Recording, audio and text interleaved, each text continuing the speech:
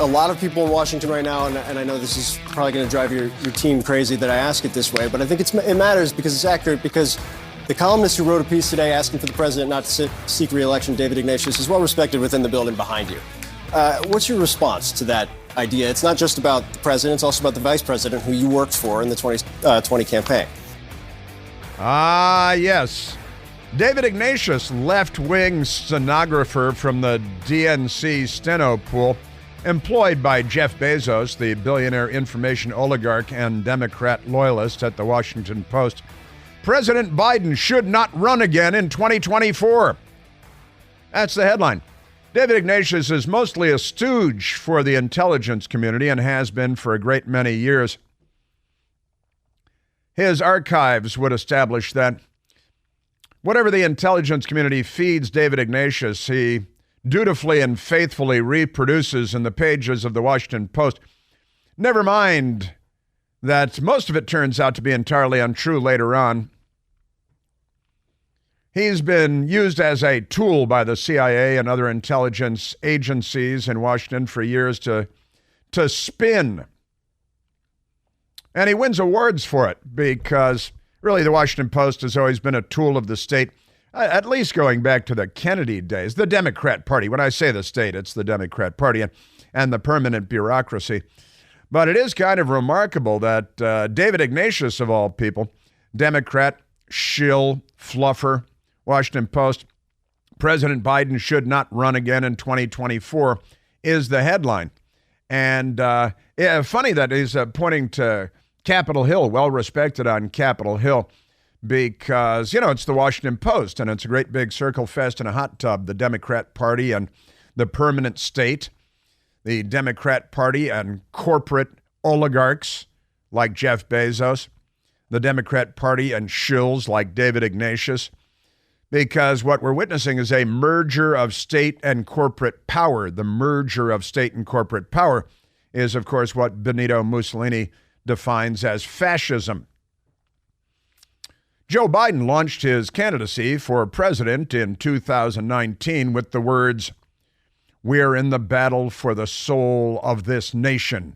Little quotation marks around that from David Ignatius. He thinks that Joe Biden is a hero of some kind. He's not a groper, sexual assaulter of Senate staffers and a liar and a plagiarist and a fraud. And he hasn't wrecked our international relations and presided over the land war in Europe. Never mind that, Russia and Ukraine.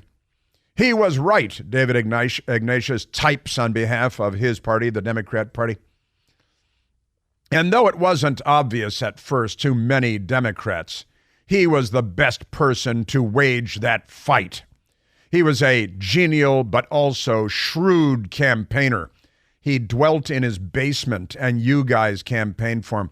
He didn't do anything in terms of campaigning. So David Ignatius is leading with all kinds of lies on behalf of his party, the Democrat Party, and Democrats that read the Washington Post will gobble it up like it's porridge.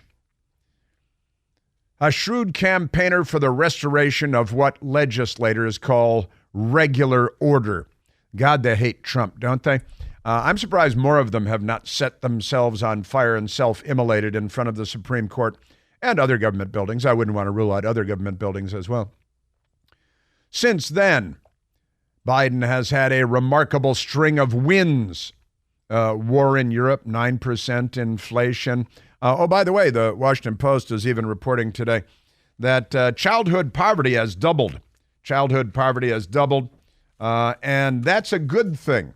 I read it in the Washington Post. It turns out it's a good thing because they like childhood poverty.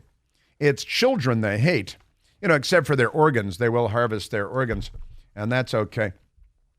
But even the Washington Post says today on the front page below the fold, U.S. poverty spiked in 2022, reversing gains. I guess that's one of the big wins that David Ignatius is talking about here. U.S. poverty spiked last year with child poverty more than doubling. The U.S. Census Bureau reported Tuesday. Sure, the figure reflects the uneven pace at which the government has ceased some forms of coronavirus pandemic assistance. Massive trillions spilling out of Washington, D.C. Oh, it's COVID. We can spend trillions. And they did. And then, COVID allegedly ended. And then Joe Biden said it was over. He said it on 60 Minutes. Long time ago. As well as calamitous effects of record inflation on household finances, the Washington Post reports. Tuesday's data offers the first statistical snapshot of how the winding down of such programs, they love programs, big government programs spending lots of money, as well as rising prices, have begun to reshape the country. Sure, that's the thing. So childhood poverty has doubled, and David Ignatius is writing about the series of wins. War in Europe, Russia and Ukraine, that's good. Open borders, murderers on the loose everywhere. Brazilian mass murderer killed 11 people in Brazil, convicted, sentenced to more than 275 years in prison, escaped, came to the United States. The Democrats gave him a gift basket. Pay no attention to that. But back to David Ignatius. Since then, Biden has had a remarkable string of wins. He defeated President Donald Trump in the 2020 election. That's the first win. That's all that mattered. President Trump's first win was defeating Hillary Clinton in the 2016 election and keeping that vile shrew out of the White House. He led a Democratic rebuff of Trump's acolytes in 2022, the midterms. His Justice Department has systematically prosecuted the January 6, 2021 insurrection that Trump championed. He said to go up and protest peacefully and patriotically. And these are Joe Biden's successes. The just outright Soviet-style abuses of the Justice Department and impaneling radical left-wing juries in Washington, D.C. that jail anyone that they identify as a Republican. He walked through the Capitol. He should get 22 years in prison. Deutschland, über alles. And this is what he's listing as, these are his great successes. Now, through special counsel Jack Smith, who has been repudiated by the Supreme Court and has been proved to be an apparatchik of the left in the United States, the department is bringing Trump himself to justice. That's his remarkable string of wins right there. As articulated by David Ignatius at the Washington Post, who's a stooge of the Democrat Party and the U.S. intelligence community, used as a shill for years, and he wins lucite blocks and golden statuettes for his dutiful performance at the feet of the intelligence community and the Democrat Party. What I admire most about President Biden, not just Biden, but President Biden, is that in a polarized nation, which you guys polarized by rioting and burning our cities and looting everything, destroying capitalism and destroying police departments and defunding police and releasing criminals to slay again. He has governed from the center out. He's really from the center out, really demonizing everybody and abusing power at every turn. He's promised, as he promised in his victory speech, with an unexpectedly steady hand. Yeah, that's Joe Biden, the unexpectedly steady hand, falling up staircases, falling over sandbags, falling over on bicycles. Yeah, the unexpectedly steady hand. That's what I think of when I think of Joe Biden. You? Yeah, I think it's what everybody thinks of. Just amazing. Manage the delicate balance of helping Ukraine fight Russia. Yeah, major land war in Europe. Nice job there. That didn't happen under President Trump. The open borders, the crime in our cities, and it's a Democrat crime wave from coast to coast, facilitated by Democrat mayors and city councils everywhere. In fact, the Washington Post has another story today. The headline is, "Around the City, cracks in residents' peace of mind.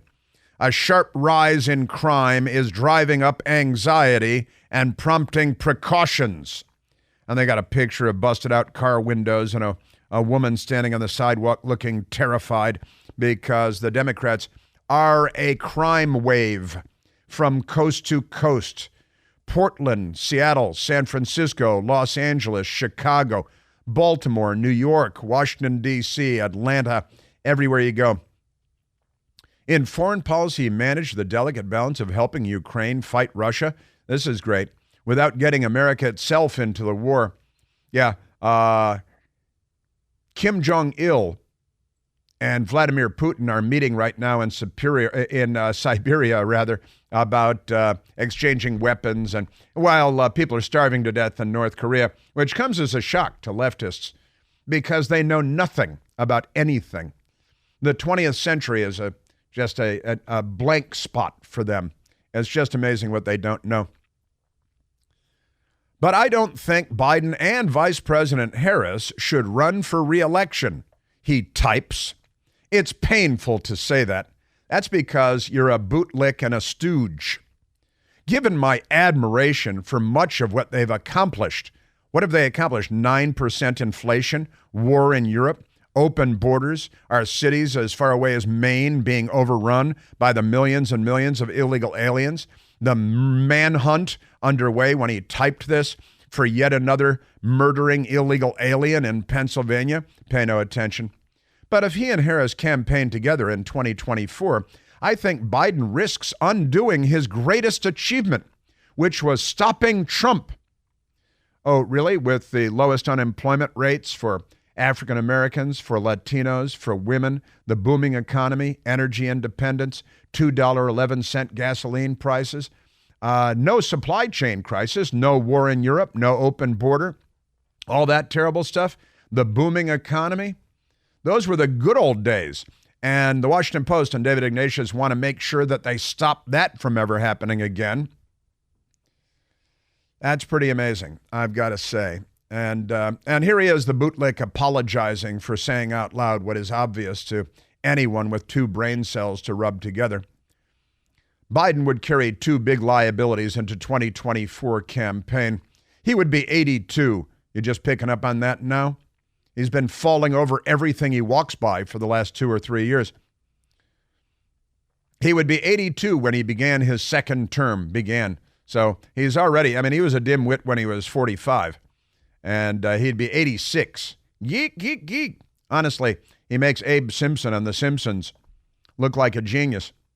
According to a recent Associated Press, NORC poll, 77% of the public, including 69% of Democrats, what is with them in 69?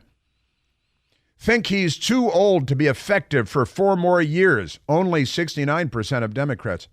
That's pretty amazing. Biden's age isn't just a Fox News trope.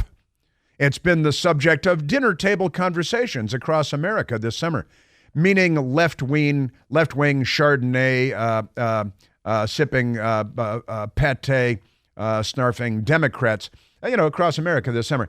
He doubtless went to Martha's Vineyard and hung out with the Democrats. And even the Chardonnay pate crowd, the foie gras crowd, they're saying, oh, do you think he might be too old? And then another video emerges of him falling down another flight of stairs and mangling whatever they put in front of him and getting everything wrong. And hey, war in Europe, and China's rolling over Africa and Asia, and they're trying to roll over Latin America. Pay no attention to any of that.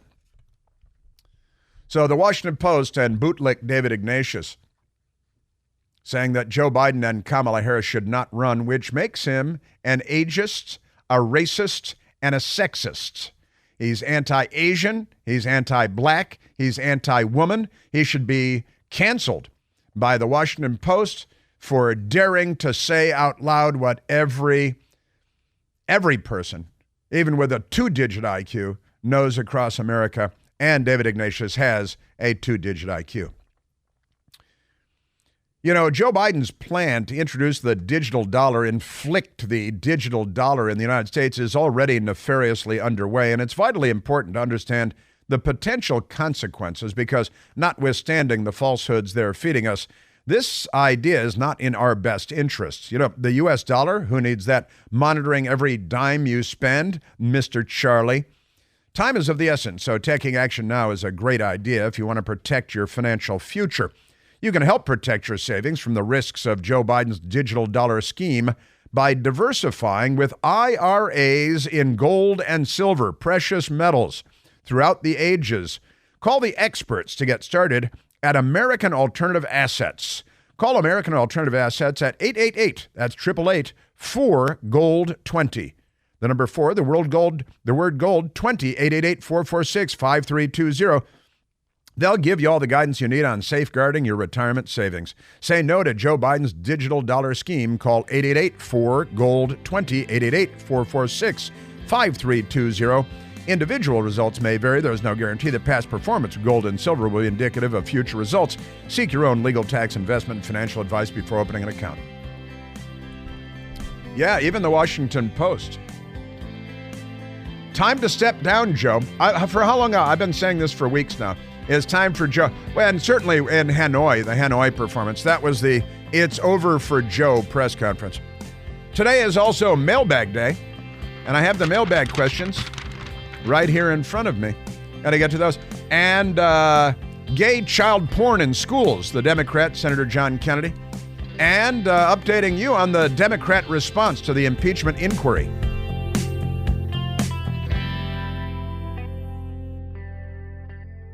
Hey, it's Chris Plant, excited to tell you about our July 2024 Listener Sea Cruise. We'll be sailing around the British Isles, visiting Scotland and Ireland. Please join us. Book by this July 31st for extra savings. Visit ChrisPlantCruise.com. Bum, bum, bum, bum, bum, bum, bum, bum, bum. Now, the police in Pennsylvania held a press conference. And in fact, it's still ongoing. But I predicted this in hour one. The media and the Democrats, the left, but I repeat myself twice, are going to be irate. They're going to be furious that the police officers that captured the illegal alien murderer that the Democrats waved into the country, they're going to be irate that the police officers took their captured prey, illegal alien murderer Danilo Cavalcante, and they stood him up and posed for a picture with him. The team of police officers posed for a picture with their captured prey. And I said the Democrats and the media are going to be furious about that. Well, the very first question at the press conference was a left-wing radical anti-police reporter doing his duty as a radical left-wing anti-police reporter, which means as a reporter. And the very first question was, well, there was a photo op. The police had a photo op. Is that standard procedure? You mean after a 2-week manhunt with an illegal alien murderer that's in the woods with a rifle? Is that standard procedure? I don't know. Let me check all of the other instances of 2-week manhunts in the mountains and forests of illegal alien murderers on the loose with a rifle. And then I'll get back to you on whether that's standard procedure. I've got that for you coming up. And, of course, an update on the impeachment inquiry and child porn.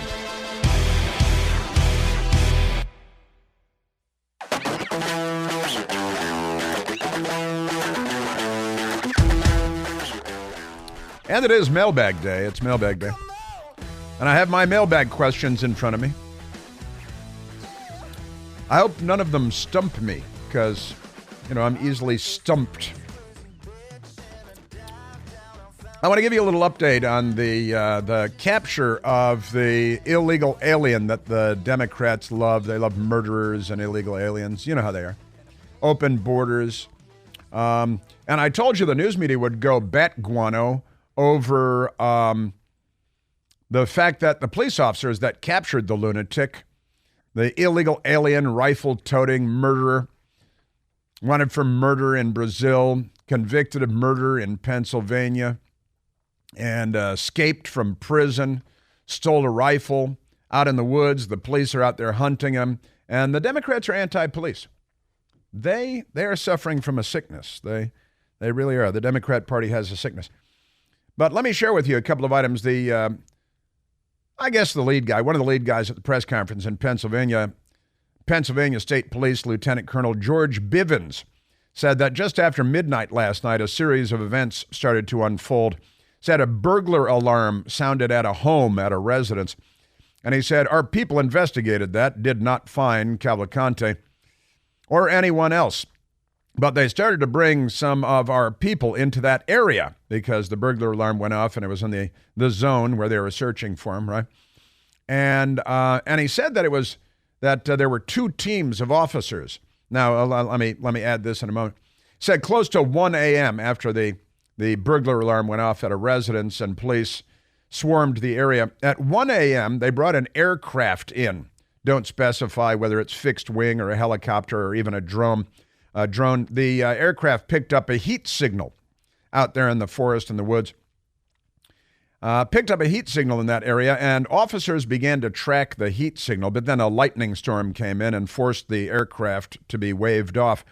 Then shortly after 8 a.m. this morning, said that tactical teams, and this is interesting, there was a Pennsylvania State Police tactical team and a tactical team from Customs and Border Protection.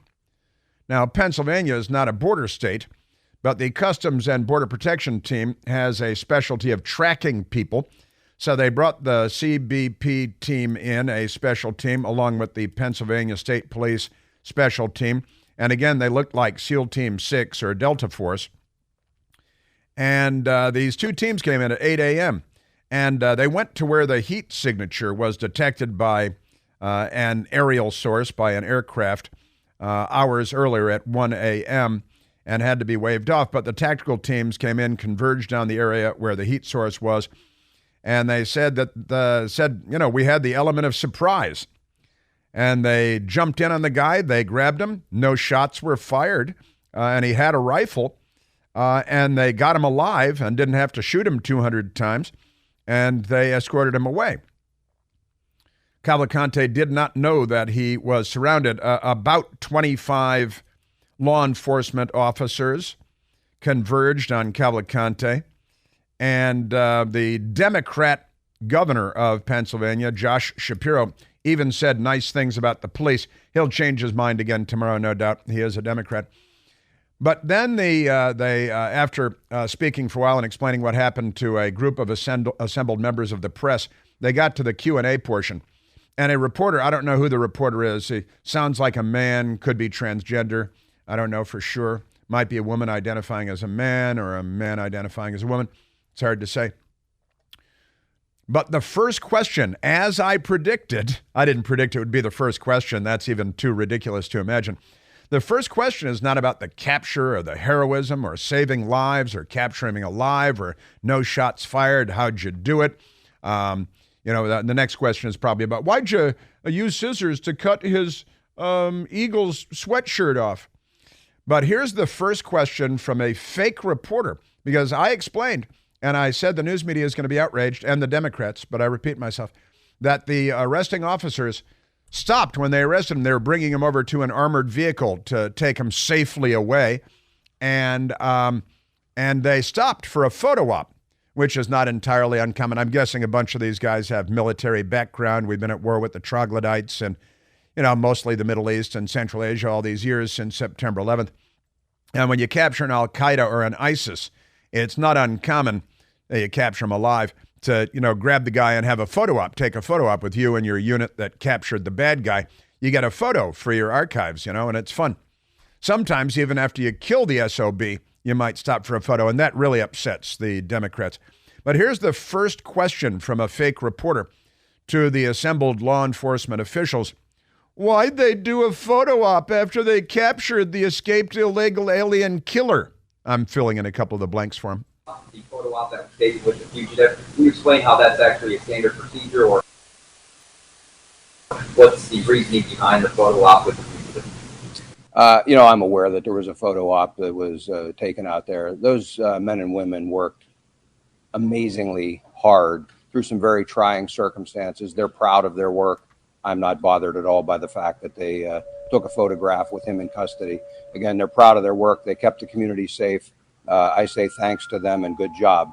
That's the first question from the press. The first question. The cops are the bad guys here. Why'd they take a photo op? Is that mean? Can you do that? And there's aerial, like a helicopter video of them doing that. And as soon as I saw it, As soon as I saw it, I said the Democrats and the media, but I repeat myself, are going to go mad about that. All right, we've got so much to get to. Let's get to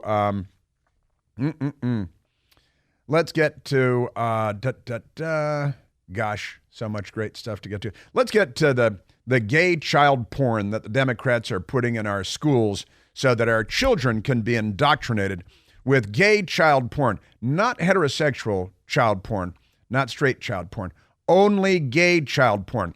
Senator Kennedy should have asked that question yesterday, too. I'd really do a much better job as a senator or a House member in these hearings than most of the senators and House members do, I've got to say, because you got to put the questions to these clowns, these vicious criminal clown Democrats defending the indefensible.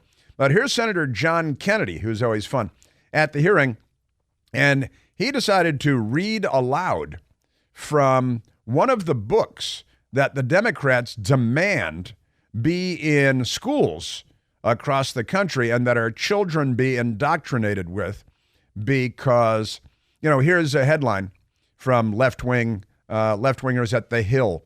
Book ban defenders. Now, they're not book ban defenders. They don't want gay child porn being taught to kindergarten students and first graders and second graders and third graders. And their Don't Say Gay bill in Florida only restricted gay child porn in kindergarten, first, second, and third grade.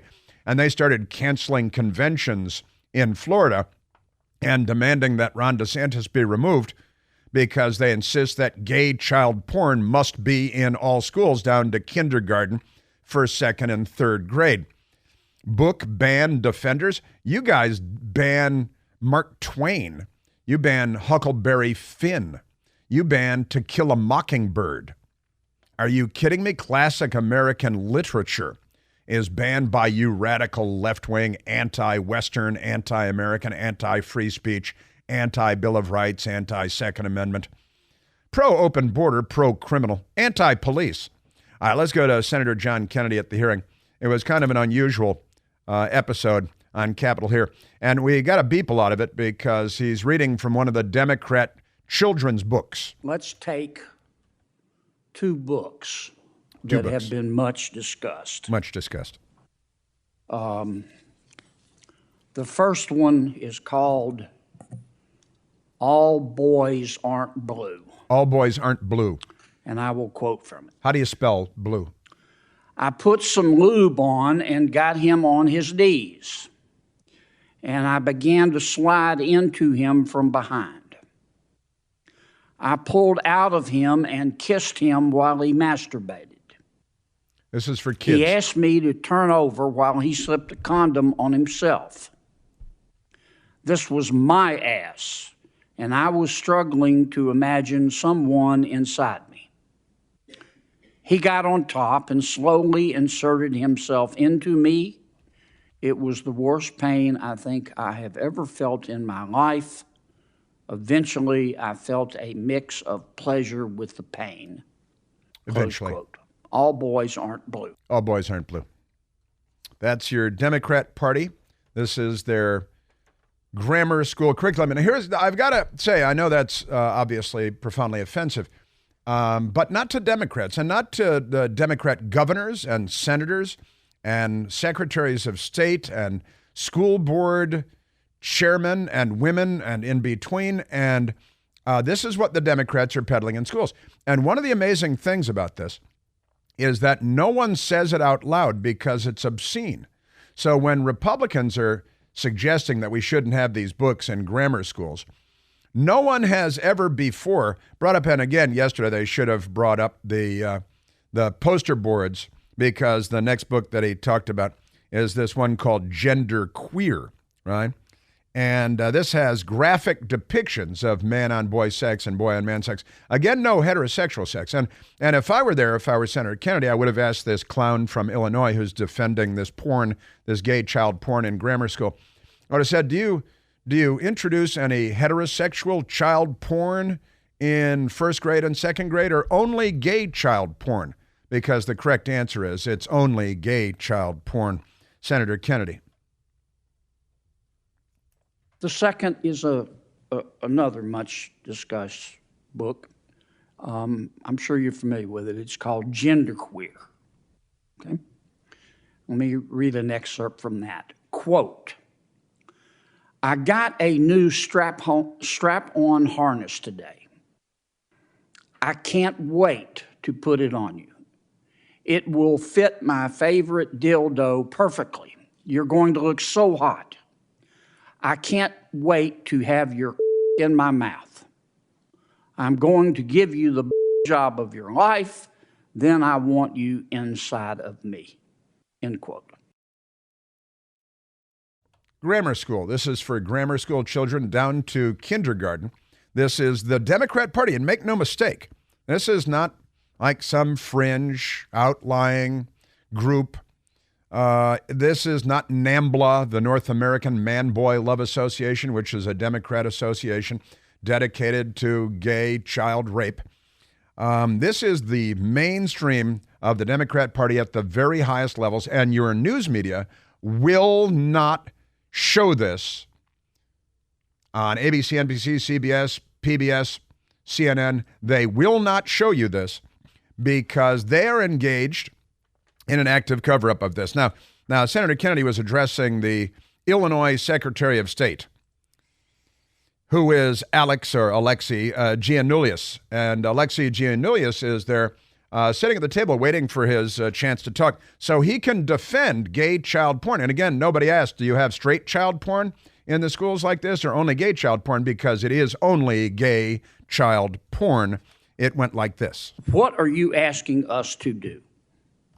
Are you suggesting that only librarians should decide whether the two books that I just referenced should be available to kids? Is that what you're saying? No. Okay. Tell me what you're saying.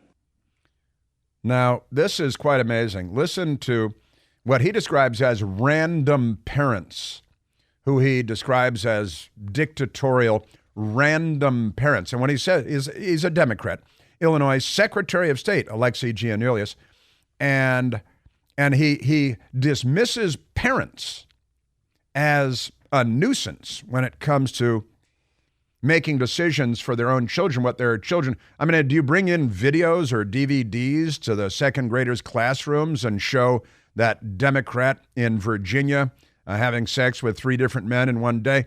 What do you should know? That's too heterosexual. Here's Alexei Giannoulias. First of all, there's this. Don't give me a speech. Tell me what you're asking me to do. With First all of due all, respect, Senator, the words you spoke are disturbing, especially coming out of your mouth is very disturbing. Pause that a sec. Especially coming out of your mouth. You're putting these words in the mouths of first graders, second graders, third graders, their school teachers, their librarians. You're putting these words, and it is interest coming out of your mouth. What an adult senator at a Senate hearing, that makes it especially disturbing? No, that's not what makes it especially disturbing. And again, ask the question about straight. We're not advocating for kids to read porn, to Senator Booker's What point. are you advocating for? We are advocating for parents, random parents, not to have the ability, under the guise of keeping kids safe, to try and challenge the world view of every single manner on these issues. Random parents under the guise, which implies false pretense, of keeping children safe. The Democrat Party and Alexei Giannoulias, a nice Greek name, you know, in Chicago, used to go to Diana's restaurant in Greektown, and the joke was if you drop your keys, you kick them all the way to your car. Honestly, he is advocating for gay child porn in grammar schools and condemning parents who he calls random parents, who might have the audacity to suggest that they have some say in what their children are indoctrinated with in these. And this is not radical left wings. This is mainstream Democrat Party gay child sexual assault being sold as very mainstream and normal stuff. What does that tell you about the Democratic Party? Hey, do you have smelly odors in your home or your office you just can't get rid of? Well, now you can get rid of any stinky odor with the Eden Pure Thunderstorm Air Purifier. The Eden Pure Thunderstorm gets rid of strong odors from cooking, cigarette smoke, litter boxes, trash cans. Even leftists are no match for the Eden Pure Thunderstorm. The Thunderstorm starts working in a matter of seconds to clear any room of any odor, and there are no expensive filters to buy and replace again and again. They've sold more than 350,000 Thunderstorms around the country. I have 2 myself at home. And you can look at all the 5-star reviews online. People love the Thunderstorm. You can hold one in your hand. It's not a big old thing. During this week, I've got a great deal for you to save a lot of cash on your Eden Pure Thunderstorms, because right now you can save $200 American on 3 Eden Pure Thunderstorms for whole home protection. Put one in the teenager's room, one in your office. That's 3 units for under $200. All you have to do is go to EdenPureDeals.com, enter the discount code Chris, C-H-R-I-S. That's EdenPureDeals.com. The discount code is Chris, and shipping is free. I've got more, I'm sorry to say, because finally a little bit of the truth comes out. They should have brought in poster boards with the graphic depictions, and this Democrat from Illinois is giving a bad name to Greeks.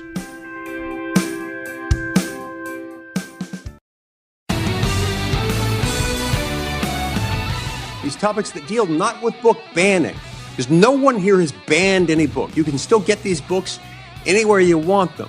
The question isn't whether to ban them. The question is whether they should be included in curriculum or in a school library. A library or a school curriculum, by definition, will be finite. There are a finite number of books that you can put in there. The question is which books should be included and which should not. Senator Mike Lee stating the obvious, yet the headlines at places like The Hill, book ban defenders. No, nobody's, you guys are like child rape defenders, only gay child rape defenders. Senator Mike Lee then played a clip of Deborah Caldwell Stone, the chief legal counsel for the American Library Association, defending gay child porn. The thing that needs to happen most, and it needs to happen before these bills are introduced, is sustained messaging that reframes this issue. That takes it away from the idea that these are inappropriate for minors or sexually inappropriate for minors, and promote them as diverse materials and programming that are about inclusion, fairness, and the protection of everybody's right to see themselves and their families reflected in the books in the public library. It's about diverse and inclusion, you see.